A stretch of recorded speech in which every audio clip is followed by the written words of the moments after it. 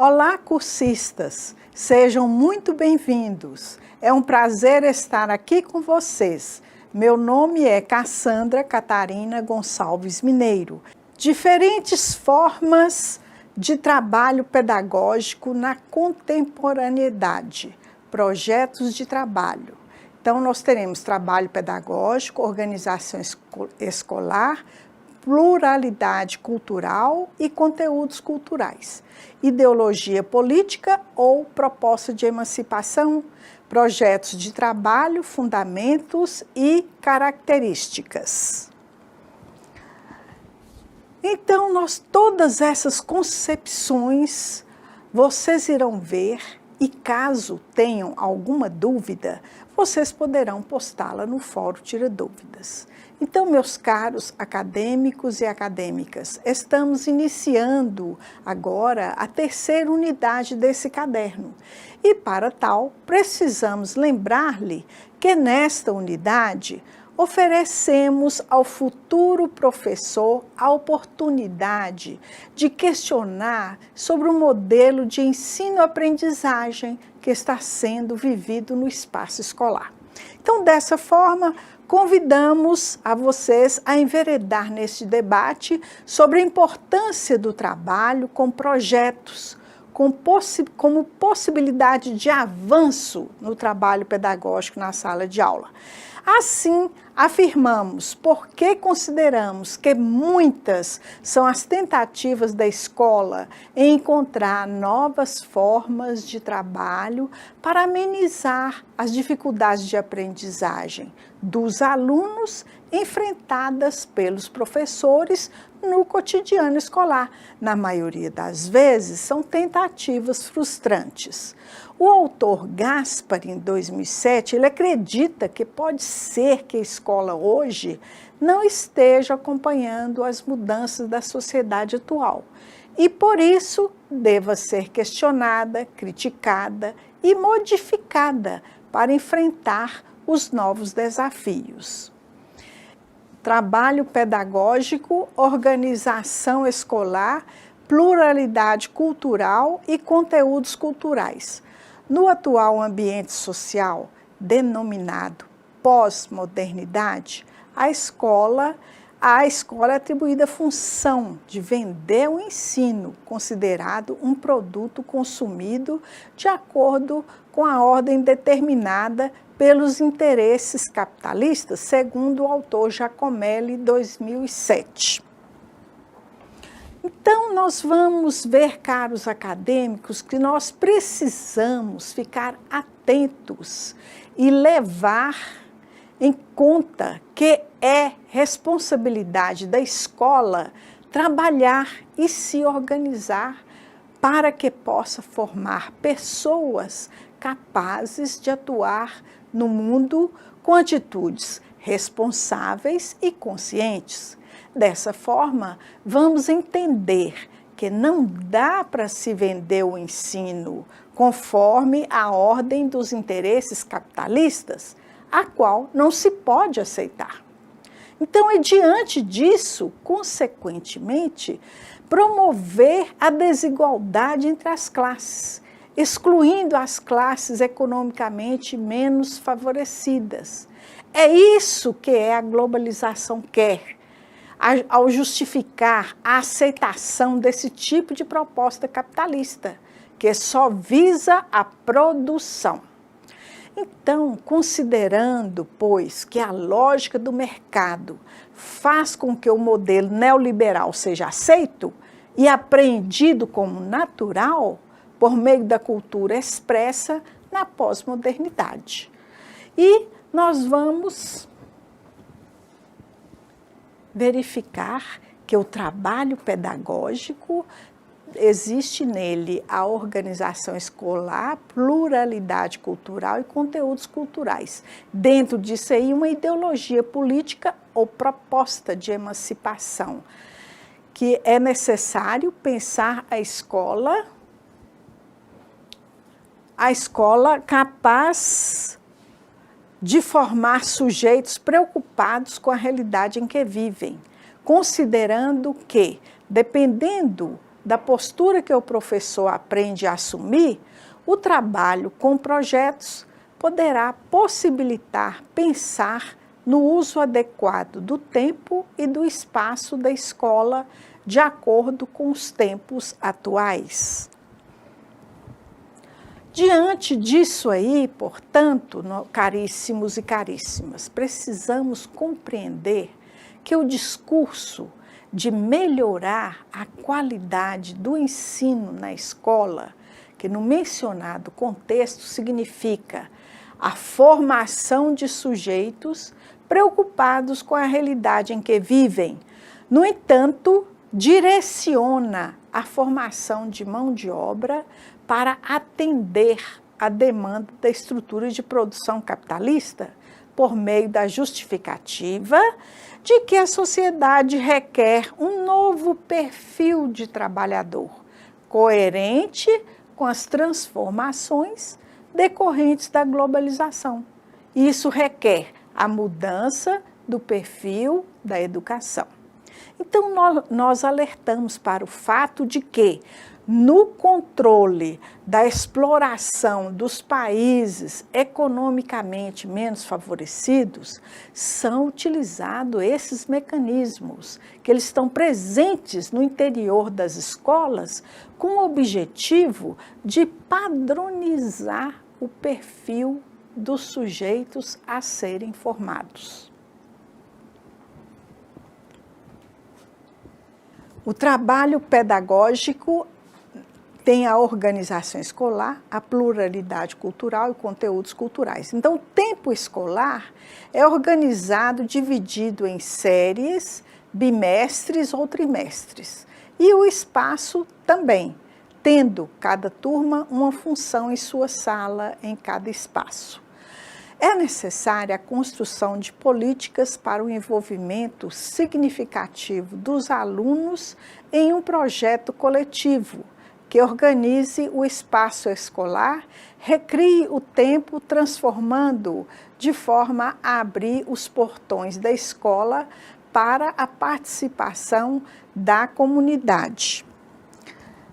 Diante desse contexto, caros acadêmicos e acadêmicas, na sequência dessa reflexão, é importante salientar que pensar o tempo escolar significa, em geral, pensar que ele é organizado de uma forma fragmentada, séries, bimestres ou trimestres, e que o espaço também é fragmentado, tendo cada turma uma função em sua sala, como se houvesse limites em cada espaço.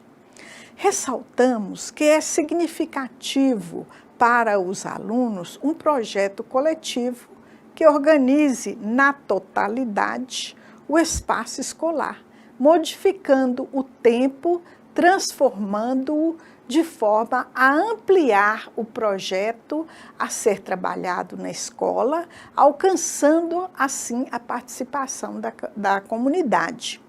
Mudar o perfil da educação para atender à demanda da sociedade pós-moderna requer, então, considerar que o conhecimento agora precisa ser globalizado, de forma a promover o ensino no contexto de uma escola que propõe a descentralização de sua organização, envolvendo a sociedade onde se encontra.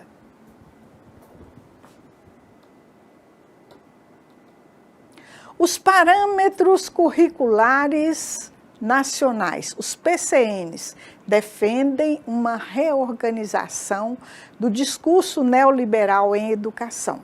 Gostaríamos de que você refletisse acerca do nosso entendimento a respeito do documento dos parâmetros curriculares nacionais, ou seja, os PCNs.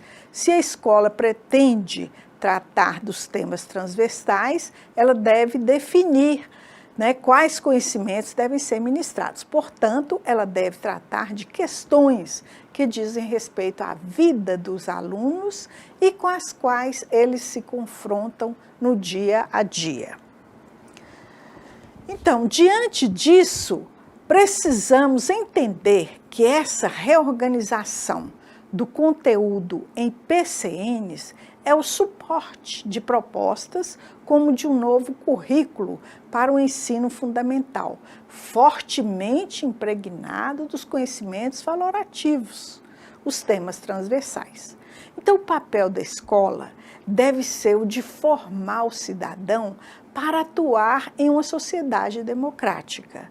Em decorrência disso, o fato de se trabalhar com questões direcionadas à vida do aluno resulta na individualização dos currículos. Cada escola pode trabalhar os temas dos PCNs de acordo com a sua necessidade, desarticulados do currículo nacional, com consequente fragmentação do saber e desarticulação dos professores que deixam de questionar o seu papel frente à sociedade.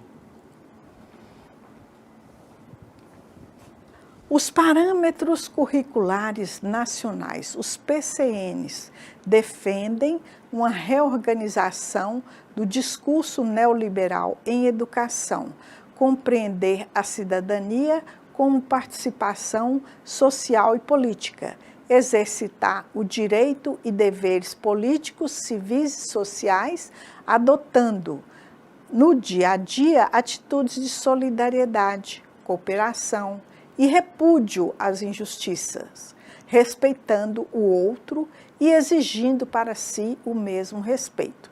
Posicionar-se de maneira crítica, responsável e construtivista nas diferentes situações sociais, utilizando o diálogo como forma de medir conflitos e de tomar decisões coletivas. Então, vocês podem observar que os objetivos colocados neste slide, se referindo ao ensino fundamental e definidos nos PCNs, vislumbram a formação das capacidades do aluno ao longo da escolaridade, a fim de colaborarem para o pleno desenvolvimento dele. Alertamos assim que, de acordo com as políticas que produzem e implantam tais objetivos para a escolaridade dos alunos no Brasil, colocar o desenvolvimento do aluno como atividade central da educação escolar não é uma preocupação com o bem-estar do aluno, mas sim está demonstrando uma preocupação em adequá-lo ao perfil demandado pelas políticas internacionais, com o intuito de atender aos interesses do desenvolvimento tecnológico, necessário aos interesses do capital. Bom, então a gente vai ver que os parâmetros curriculares nacionais, os PCNs, defendem uma reorganização do discurso neoliberal em educação. Questionar a realidade, formulando-se problemas e tratando de resolvê-los. Utilizar, para isso, o pensamento lógico, a criatividade, a intuição, a capacidade de análise crítica, selecionando procedimentos e verificando sua adequação. Agir com responsabilidade em relação à comunidade coletiva. Brasil, 1997, que é a autoria dos PCNs. Então, vocês podem ainda considerar que os objetivos colocados agora e anteriormente apresentam um sentido de autovalorização, cuidando de si, uma linguagem que podemos considerar expressiva no que se refere ao desenvolvimento do amor próprio, do zelo pelo corpo, pela autoconfiança, no que se refere às capacidades afetivas, físicas, cognitivas, éticas, estéticas, de inter-relação pessoal e de inserção social, bem como capacidade de tomar decisões e resolver conflitos. Mais uma vez, alertamos a fim de que não construam uma visão ingênua, achando que nesses objetivos existe uma demonstração de solidariedade com as pessoas, pois atrás dessa demonstração devemos ter o cuidado com o ser humano, que está implícita uma preocupação com o modelo de funcionário de uma empresa, que não comporta mais aquele profissional treinado, eficiente e eficaz no sentido técnico. Os parâmetros curriculares nacionais defendem uma reorganização do discurso neoliberal em educação. Gostaríamos de alertar com relação à valorização da cultura, não só do Brasil, como também de outras nações, combatendo discriminações que se referem a fatores como classe social, crenças, sexo, etnia, etc. Esses objetivos escondem a intenção de globalizar a cultura dos países dominantes com países periféricos. Lembramos a vocês que tal intenção é ligada à educação e também, por intermédio dos meios de comunicação de massa, como, por exemplo, as telenovelas, cujas temáticas e cenários difundem valores culturais dos grandes centros desse país e dos diversos países que são difundidos entre nós brasileiros. Portanto, mais uma vez, em nome do respeito às diferenças, é produzida uma violência cultural a serviço dos órgãos de financiamento das políticas internacionais, a fim de provocar a globalização do consumo. Situação ingrata com as pessoas que não possuem os bens materiais necessários para vivenciar o consumo, tanto dos bens culturais como dos bens materiais, de forma organizada. Os parâmetros curriculares nacionais, PCNs, defendem uma reorganização do discurso neoliberal em educação. Os PCNs evidenciam objetivos direcionados à necessidade do aluno ser capaz de utilizar diferentes linguagens como meio para produzir, expressar e comunicar suas ideias, interpretar e usufruir das produções culturais em contextos públicos e privados, atendendo a diferentes situações, intenções e situações de comunicação. Saber utilizar diferentes fontes de informação, recursos tecnológicos para adquirir e construir conhecimentos. Brasil, 1997. Então, caríssimos e caríssimas, observem vocês que após o autor Giacomelli, 2007, analisar esses objetivos, ele nos faz um alerta com relação à impressão deixada por eles de que a existência das classes sociais, com as diferenciações fundadas em questões econômicas, é algo natural, que não deve ser motivo de surpresa, o que reconhecemos ser um discurso interessado em desenvolver um sentimento de conformismo, de aceitação nas pessoas. Então, sabemos que as diferenciações fundadas em questões econômicas não é algo natural, porque essas contradições não nascem no homem. Elas são produzidas pelos homens para sustentar seus interesses.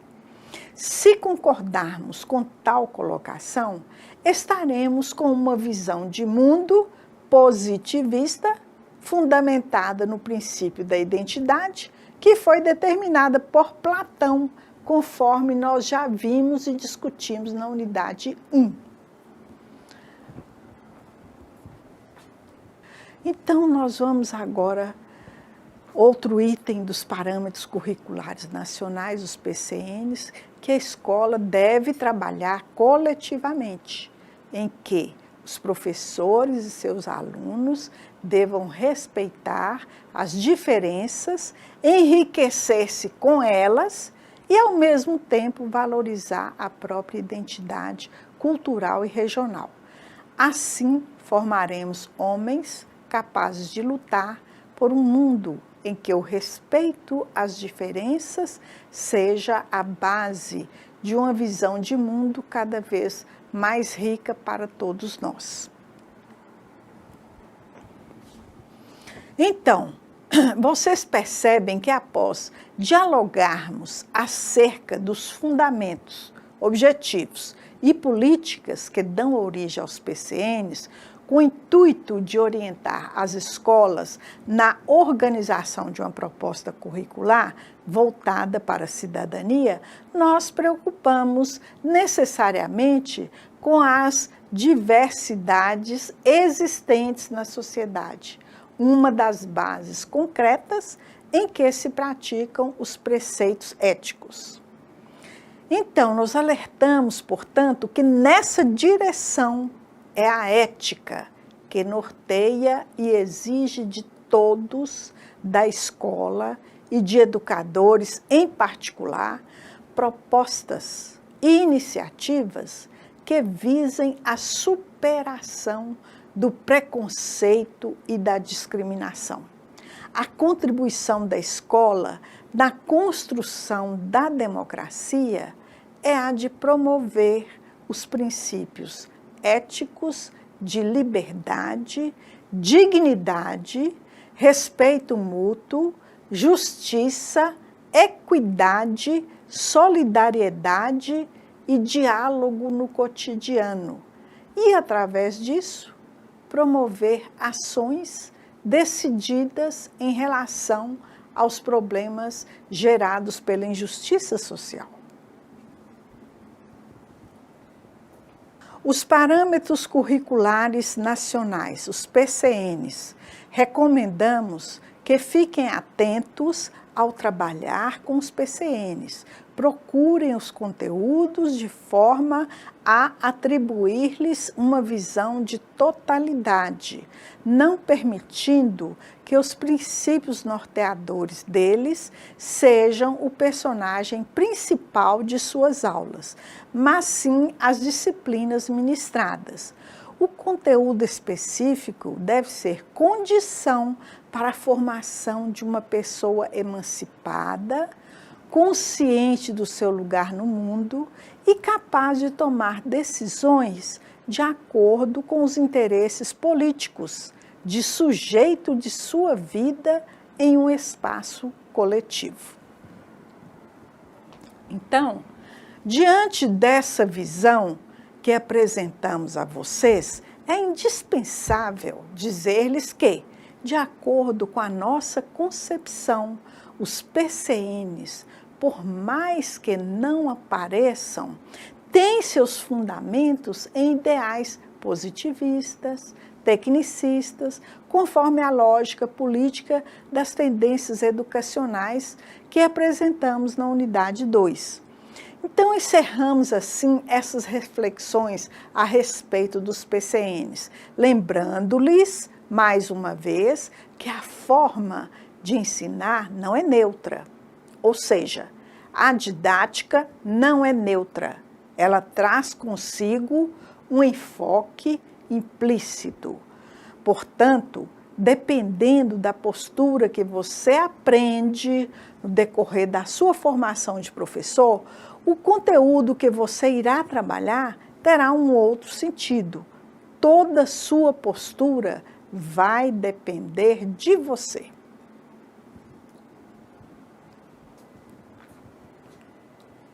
Projetos de trabalho, fundamentos e característica.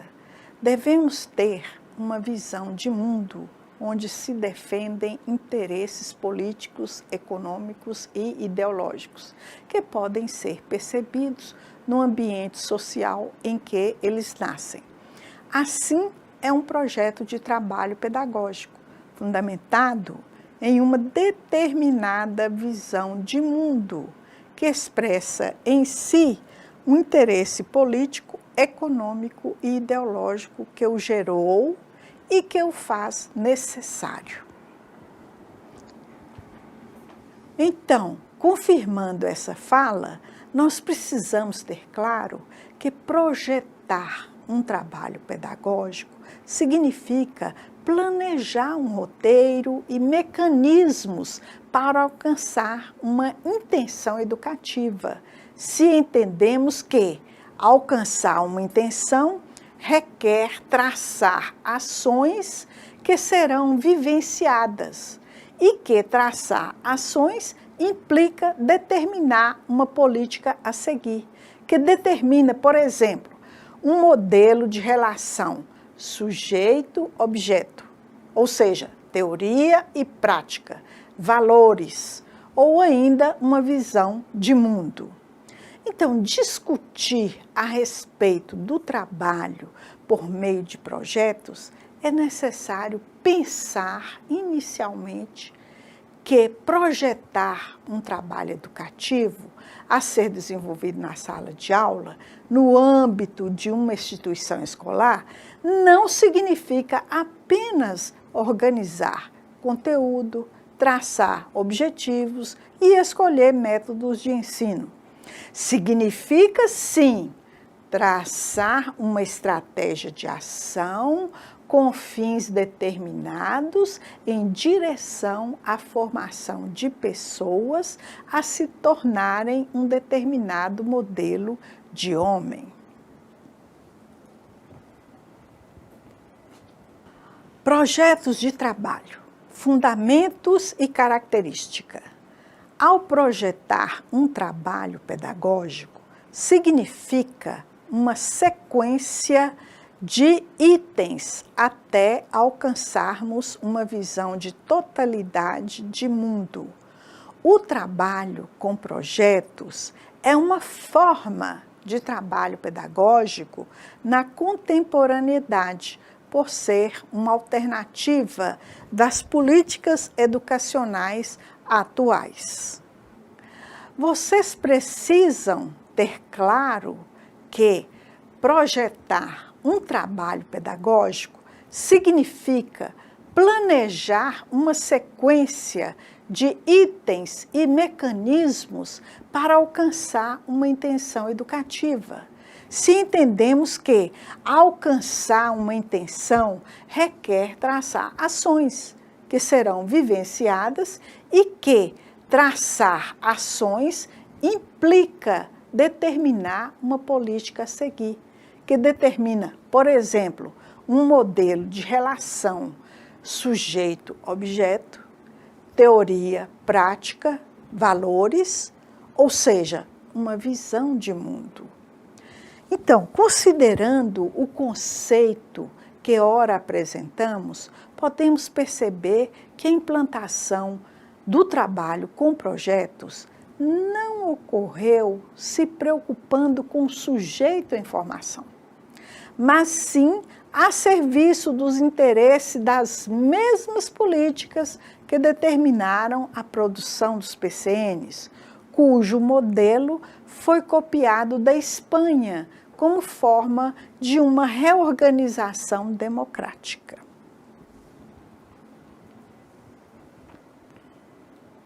Então, nós vamos ver os projetos de trabalho na corrente filosófica fenomenológica humanista. O trabalho com projeto vem para atender à relação capital-trabalho, que no mundo globalizado, a partir dos anos 90, favorece a produção e circulação de mercadorias. O novo modelo de trabalhador será disciplinado e especializado, conforme o perfil exigido antes dos anos 70 e conforme a proposta escolanovista, com qualidades multifuncionais, criativo, irrequieto, o que é próprio de um pesquisador. Então, nós estamos vendo dessa forma que vocês precisam saber que passa a existir a nova demanda de mudanças das estratégias educacionais, a fim de desenvolver o ensino nos anos 1990. Cenário este em que se lança a mão dos projetos de trabalho como estratégia de veiculação do trabalho pedagógico por meio da proposta de vinculação da escola com a comunidade e o privilégio da formação moral. Em alguns casos, priorizam a formação para o mercado de trabalho, em outros, a formação moral, como é o caso da Reforma Espanhola, implantada a partir de 1987. Esta Reforma Espanhola, ela gerou uma proposta educacional, da qual o Brasil toma de empréstimo a ideia dos temas transversais.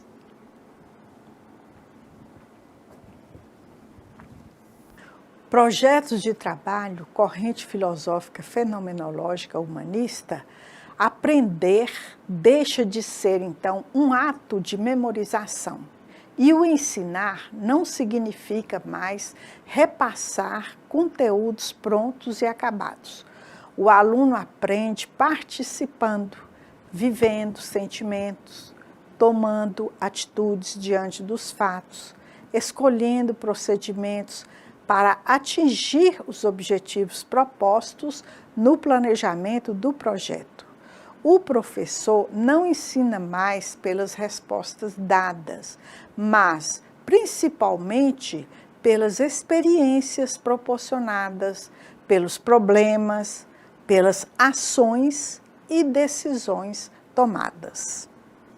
Diante desses fatos, podemos perceber que tal dinâmica não difere da proposta de educação dada por Aristóteles na Grécia Antiga, São Tomás de Aquino também na Idade Média, e fundamentada no pensamento de Bacon já na Idade Moderna. Então, isso aí foi alicerçado às teorias clássicas de ensino-aprendizagem que foram produzidas por esses filósofos, educadores, pedagogos, cujas teorias originam as tendências pedagógicas ativas ou humanistas, escolanovistas. Então, isso significa que os modelos antigos de ensinar ainda são encontrados atualmente, mesmo que um completando o outro, mas eles não deixaram de existir. Encontramos, pois, nessa proposta pedagógica, os fundamentos alicerçados na fenomenologia humanista, que, por sua vez, priorizam o indivíduo, o olhar subjetivo às diversas possibilidades de interpretação do sujeito a respeito dos fenômenos, independentemente da história que os produziu, possibilitando, então, o entendimento dos fenômenos de forma fragmentada, por meio do discurso de valorização da liberdade, autonomia, capacidade crítico-reflexiva. Os projetos de trabalho na corrente filosófica ainda fenomenológica humanista, um professor que ensina a escutar, leva-os a aprender com o que os outros dizem, possibilitando ao aluno aprender de diferentes formas. Uma aproximação atualizada dos problemas da disciplina e dos saberes. Uma forma de aprendizagem em que se leva em conta que todos os alunos podem aprender, se encontrarem oportunidade para isso acontecer. A aprendizagem está vinculada ao fazer, à atividade manual e à intenção. Diante dessas características do projeto de trabalho, precisamos observar que fica claro o valor atribuído ao ponto de vista individual, conforme propõe a corrente fenomenológica. Porém, o autor não apresenta como característica a valorização também dos conteúdos científicos que o aluno precisa saber. Então, atenção, dessa forma, o conhecimento a ser aprendido pelo aluno e ensinado pelo professor fica logo em segundo plano, na medida em que é entendido como consequência. Nesse sentido, tira do professor o compromisso de ensinar e coloca-o na condição de quem colabora e, principalmente, de quem aprende com o aluno na sala de aula.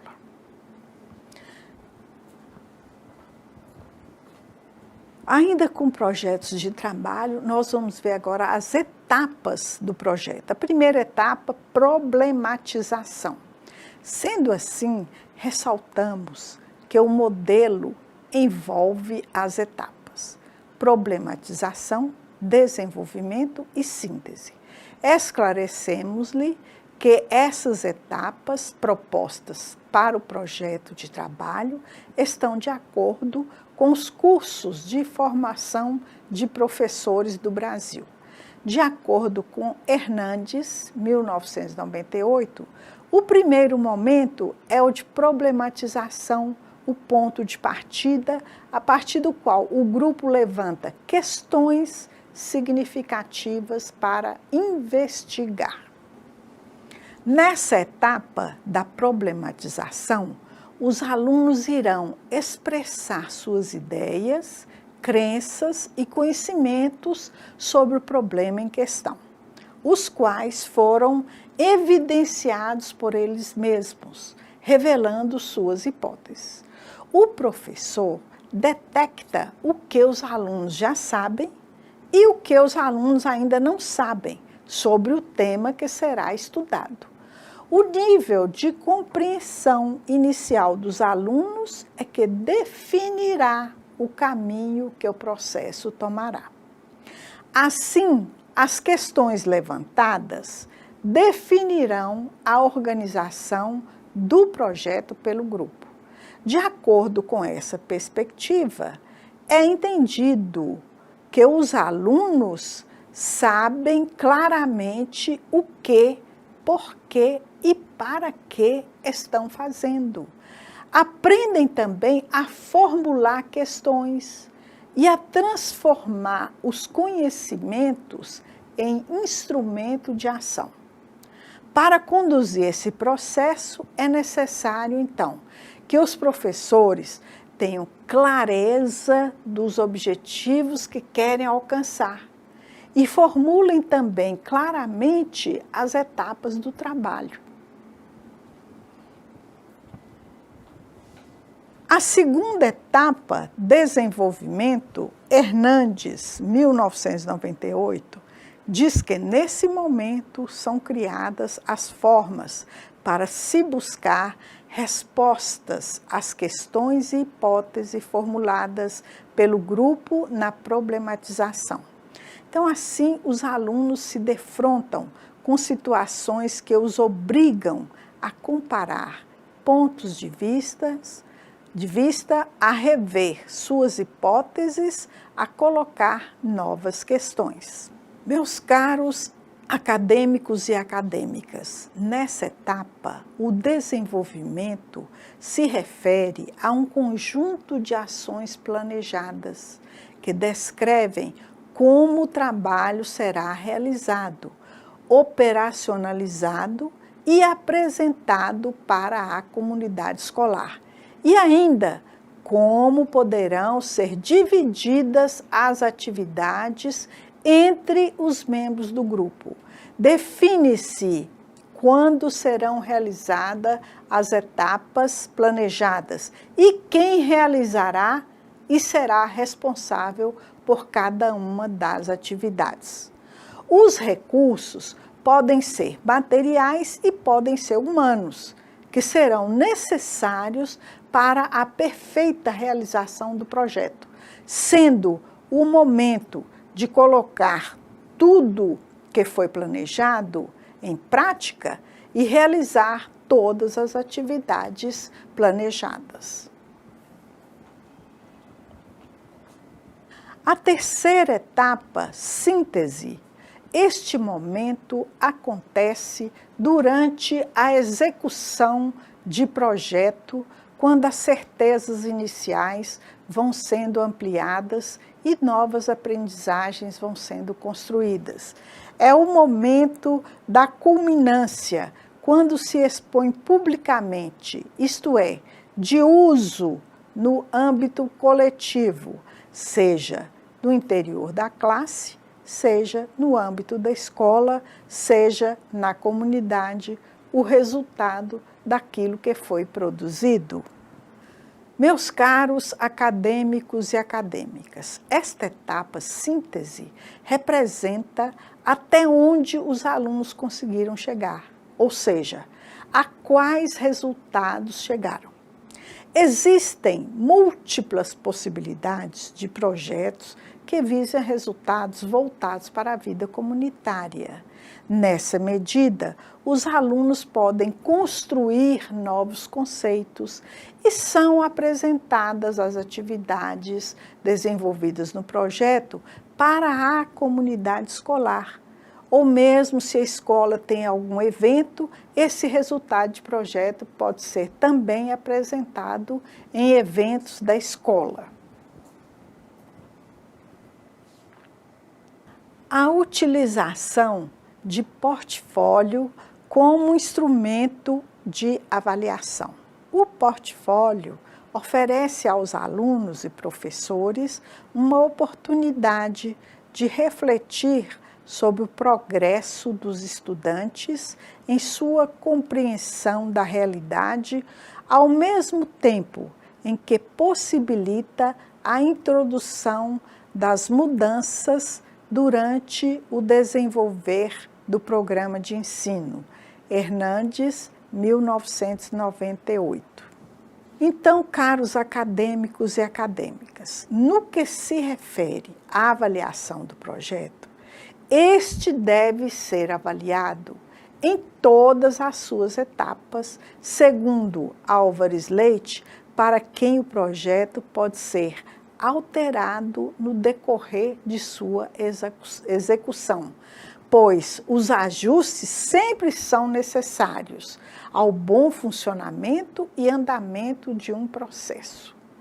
Também permite aos professores aproximar-se do trabalho dos alunos, não de uma maneira pontual e isolada, como acontece com as provas e exames, mas sim no contexto de ensino e como uma atividade complexa, baseada em elementos e momentos da aprendizagem que se encontram relacionados.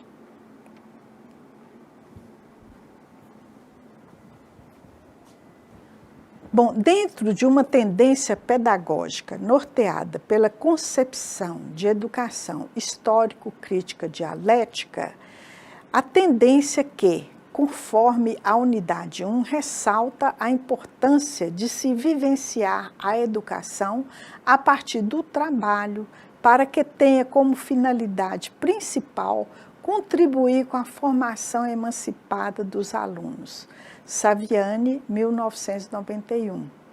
Afirma que o trabalho é princípio educativo num terceiro sentido, na medida em que determina a educação como uma modalidade específica e diferenciada de trabalho, que seria o trabalho pedagógico. Ou seja, percebe-se a atenção do professor no processo de interpretação e crítica, que mostre a reflexão a respeito dos diferentes pontos de vista acerca de tema e problema. Ao desenvolver nos alunos uma atitude solidária de cooperação, entendemos estar de acordo com as atuais políticas mundiais. Enfim, para executar o trabalho com projeto, conforme aponta Gaspari em 2007, cabe ao professor mostrar aos alunos a nova forma de estudar. O professor trabalha com a intenção de promover não só atitudes de cooperação, mas sim de introduzir os educandos no processo didático-pedagógico, de forma que não são os alunos a determinar a direção do conteúdo, porque nós entendemos que eles não têm maturidade para tal. Trabalho com projeto, concepção de educação histórico-crítico-dialética, primeira fase do trabalho. O aluno deverá ser sujeito do processo educacional nas fases do trabalho, ou seja, problematização, instrumentalização, catarse, quer dizer, tornar puro, e a prática social. Dessa forma, saberão que o trabalho vai ser desenvolvido pelo método prática, teoria, prática, e entenderão a importância do conteúdo estudado em suas vidas, oferecendo mudança de postura por parte de alunos e professores.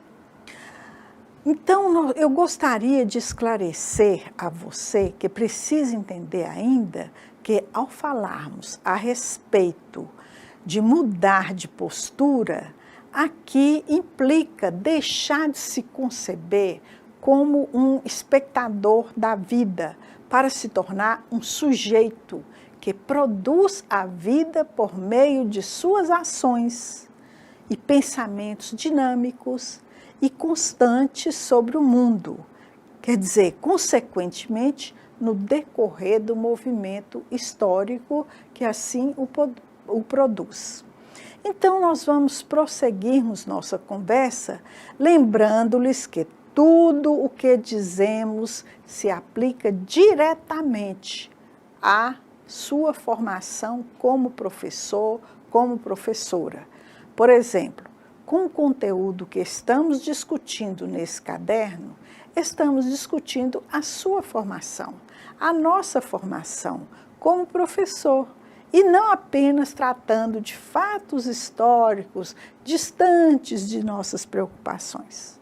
Nós estamos falando a respeito de nossas vidas ou das políticas que envolvem a educação oferecida para todos nós e para nossos filhos, no atual contexto das sociedades globalizadas em que vivemos.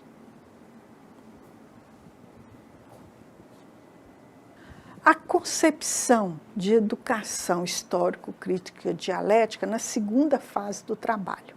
O segundo passo do trabalho com projeto apresentado por Gaspari, 2007, direciona-se na teorização da prática, considerando que as problematizações levantadas a respeito do cotidiano buscam elementos teóricos necessários para revelar as contradições. Essas contradições estão na aparência dos fatos ou fenômenos vivenciados, para que sejam estabelecidas relações internas entre os conteúdos e a prática sociohistórica, de forma a superar o conhecimento empírico para o conhecimento teórico-científico. Atenção, caros acadêmicos e acadêmicas, entendemos que, para que a explicação da realidade por meio do conhecimento particular é necessário que seja transformada em uma explicação por meio de conceitos científicos e juízos universais. É necessário o conhecimento teórico, pois o domínio desse conhecimento é condição para a compreensão da nossa realidade, nas diversas dimensões que ela se encontra. Aqui você pode observar que o projeto, nessa visão, difere da versão que apresentamos anteriormente. Concebemos assim porque, na primeira versão, que é ora apresentada, a preocupação era garantir o ensino dos conteúdos científicos.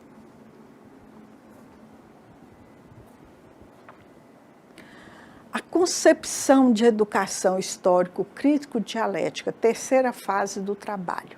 Esse terceiro passo seria o retorno à prática para transformá-la, considerando que o educando possui elementos teóricos necessários à compreensão da realidade para além da aparência, condição necessária para um novo posicionamento em relação à prática.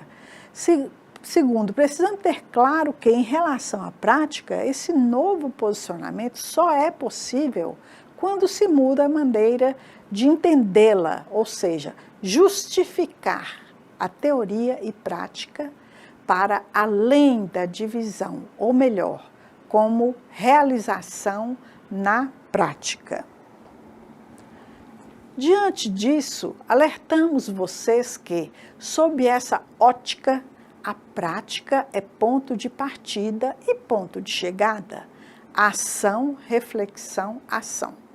Dessa forma, a transformação da realidade acontece pela ação do sujeito, que passa a ver o mundo sob diversos aspectos que ultrapassam seu ponto de vista, como propõe a metodologia de projetos que discutimos anteriormente. Nessa perspectiva, a transformação não diz respeito à transformação pessoal, com base nos interesses individuais, mas sim a transformação do sujeito de forma mais ampla e comprometida com a busca de práticas sociais politicamente democráticas. Bom, considerações finais. A atividade escolar deve se direcionar a situações de experiência onde são ativadas as potencialidades, capacidades, necessidades e interesses naturais da criança. 2. O currículo não deve se basear nas matérias de estudos comuns, mas nas atividades e ocupações da vida presente, de modo que a escola se transforme num lugar de vivência daquelas tarefas requeridas para a vida em sociedade. Libânio, 1991.